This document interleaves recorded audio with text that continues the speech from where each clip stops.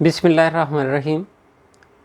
आज सुबह अखबार खोली तो मोहम्मद बलाल गौरी का जंग अखबार में कालम देखा, जिसमें अब्दुल हमीद अचकज़ई के कत्ल के हवाले से उसने उसको कालम को लिखा और बताया कि 23 जून 2017 को ट्रैफिक वार्डन के कत्ल में अब्दुल हमीद अचकज़ई नामज़द था, लेकिन वो 3 सितंबर 2020 को बरी हो गया।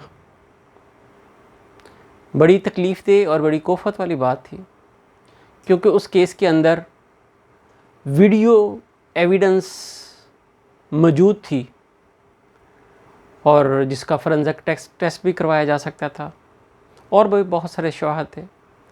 फिर 2 बजे के करीब एक और तकलीफ़ दे अमर सामने आया। वो ये था कि मतीउल्लाह जान के यूट्यूब चैनल पे मैंने साजिद गोंदल की वालदा को बयान करते देखा।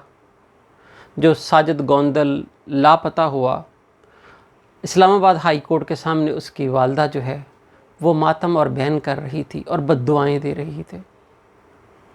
ये अमर भी बड़ा तकलीफ़ दे था। मेरे ख्याल में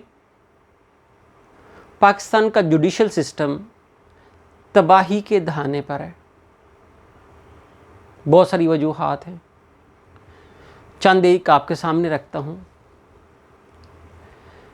पहली वजह कि पाकिस्तान पिनल कोड इस वक्त जो कानून राजुल वक्त है, ये 1860 में ये बनाया गया था। मीनिंग देयर बाय कि पाकिस्तान पिनल कोड की उम्र 160 साल है। दूसरा पहलू आप देखेंगे कि क्रिमिनल प्रोसीजर कोड जो है वो 1898 में बनाया गया था, उसकी उम्र 122 साल हो चुकी है। जिस स्पीड से ज़माने ने तरक्की की है, क्या इतने पुराने कवानीन जो हैं वो काबिल अमल रह सकते हैं? क्या इतने पुराने कवानीन की बुनियाद पर इस मुल्क का जुडिशल सिस्टम चलाया जा सकता है? बिल्कुल भी नहीं। एक फैसला आपके सामने रखता हूं, 2015 SCMR पेज 1724, इसके सफ़ा नंबर 1734 पे सुप्रीम कोर्ट ऑफ पाकिस्तान ये कहता है कि पाकिस्तान में 15/1/2015 तक जो इक्विटल की रेशो थी, बरियत की रेशो थी, वो 65% थी। मुख्तलफ उसमें रूट्स तलाश करने की कोशिश की गई। उस फैसले में बताया गया कि पुलिस ऑफिसर इनकम्पिटेंट है, बताया गया कि प्रोसिक्यूटर और जो गवाहान हैं उनका आपस में कोई राब्ता नहीं होता, बताया गया कि प्रोसिक्यूटर जो है उनकी कम्पिटेंसी का लेवल जो है वो भी बहुत अच्छा नहीं है, और भी बहुत सारी बातें जो हैं उसमें बयान की गई। मेरे ज़ाती मुशाहदे में ये बात है, section 4L criminal procedure code के ताबिक तफ्तीशी अफसर ने एविडेंस को इकट्ठा करना। तफ्तीशी अफसर जिसने एविडेंस को इकट्ठा करना है, इवेल्यूएट करना है एविडेंस की नेचर को, उसकी कम्पिटेंसी का लेवल ये है कि फ़र्ज़ करें मैंने आज के दिन तक 300 कत्ल के मुकदमात में जिरा की। मैं पूरी ज़िम्मेदारी के साथ आपके सामने ये बात रखता हूँ कि उसमें 295 केसेस के अंदर तफ्तीशी अफसर को पोस्टमार्टम रिपोर्ट पढ़नी नहीं आती। जिस तफ्तीशी अफसर को पोस्टमार्टम रिपोर्ट पढ़नी ना आए, क्या वो एविडेंस को इवेल्यूएट कर सकता है? क्या वो root and track of the injuries को डिटरमिन कर सकता है? क्या वो दुरुस्त तरीके से एविडेंस को कलेक्ट कर सकता है? बिल्कुल भी नहीं। अब ये जो तकलीफ़ दे अमूर हैं ये और भी बढ़ते जा रहे हैं। पहले ये होता था कि लाहौर हाई कोर्ट के अंदर जजेस की तादाद पूरी थी, जब कोई केस उनके सामने आता तो उसकी मिसल को वो खुद से जायज़ा लेते। लेकिन अब जजेस की तादाद हाई कोर्ट में बहुत कम है, उनके पास बहुत कम टाइम होता है, बहुत लंबी कास्ट लिस्ट होती है, वो मिसल को खुद से पेरूज़ नहीं करते। और बदकिस्मती से बहुत सारे वकला साहबान जो हैं वो प्रॉपर तरीके से असिस्ट भी नहीं कर पाते। इन तमाम हालात में हम तबाही की तरफ बढ़ रहे हैं। मैं आने वाले वक्त में अंधेरा ही अंधेरा देख रहा हूँ।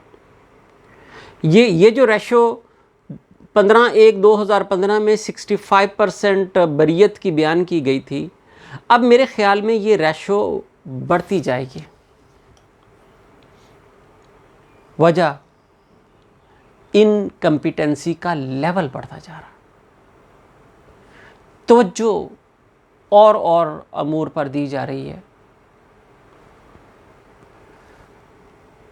हमारे अदारे पाकिस्तान को फतह करने का जश्न मना चुके हुए हैं। हमें अब लोगों में ये सकत नहीं है कि उनका वह सामना कर सके।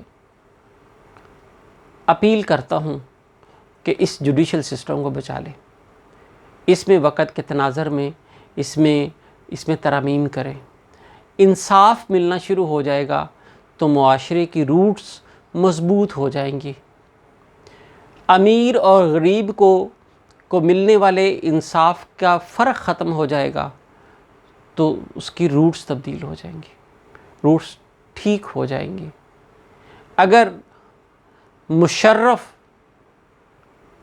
को कोई पाकिस्तान नहीं ला सकता, उसके लिए इंसाफ के कवानीन और हैं, राव अनवार के लिए और हैं, और मोहम्मद बशीर के लिए और हैं, तो हम कैसे ये बैन करती माओं के बैन से और मातम से बच सकेंगे? वक़्त गुज़र जाएगा, जिनके साथ नाइंसाफ़ी होगी वो दो काम करेंगे। पहला, वो खुद से बदला लेने की कोशिश करेंगे। अगर वो खुद से बदला ना ले पाए तो फिर माएँ बहनें बेटियां बद्दुआएं देंगी। वो जो माएँ बहनें बेटियां बद्दुआएं देंगी, और उन माओं बहनों बेटियों की बद्दुआओं को मेरा अल्लाह बहुत सुनता है। मेरा अल्लाह कुरान मजीद फुरकान हमीद पे फरमाते हैं कि अल्लाह इंसाफ को पसंद फरमाते हैं। प्यारे नबी हुज़ूर पाक सल्लल्लाहु अलैहि वसल्लम का इरशाद है, हदीस मुबारक है, प्यारे नबी हुज़ूर पाक सल्लल्लाहु अलैहि वसल्लम फरमाते हैं कि इंसाफ की एक घड़ी बरस हा बरस की इबादत से बेहतर है। कॉम्पिटेंट लोगों को आगे आना चाहिए, पुलिस के महकमे में आना चाहिए, और वो लोग जो एविडेंस को इवेल्युएट कर सकते हों। इस पूरे स्ट्रक्चर को बदलना पड़ेगा। अगर इस पूरे स्ट्रक्चर को ना बदला गया तो बड़ी बदकिस्मती के साथ और बड़ी तकलीफ़ के साथ मैं ये कहता हूँ कि मैं आने वाले वक्त में अंधेरा ही अंधेरा देख रहा हूँ। और लोगों की सूरत हाल ये है कि वो घर से झूठ को शुरू करते हैं। फॉल्स इम्प्लीकेशन करना भी उनकी आदत में शामिल हो चुका है। और ताकत वालों के लिए कानून और है। और क्या खूबसूरत कहा था कि रुतों पे बस नहीं चलता वगरना ये वतन वाले, हवाएं बेचते नीलाम में रंगो बू करते। आगे बढ़ें, इस सोए हुए पॉलिटिशियंस को, इस मफाद परस्त पॉलिटिशियंस को जगाएं। ये जो फाते हैं इन तक ये पैगाम पहुँचाएं कि इस मुल्क के कानून को बदलो, लोगों को इंसाफ दो। जब ये बेइंसाफ़ी बहुत ज़्यादा बढ़ जाएगी तो बहुत तबाही आएगी, बहुत तबाही आएगी। यही फितरत का कानून है। बेइंसाफ़ी के साथ मुआशरे ज़िंदा नहीं रहा करते। खुदारा जागो, खुदारा जागो, खुदारा इस कानून को बदलो, नहीं तो आने वाले वक़्त में, आने वाली नस्लों में के लिए अंधेरा ही अंधेरा है। वस्सलाम।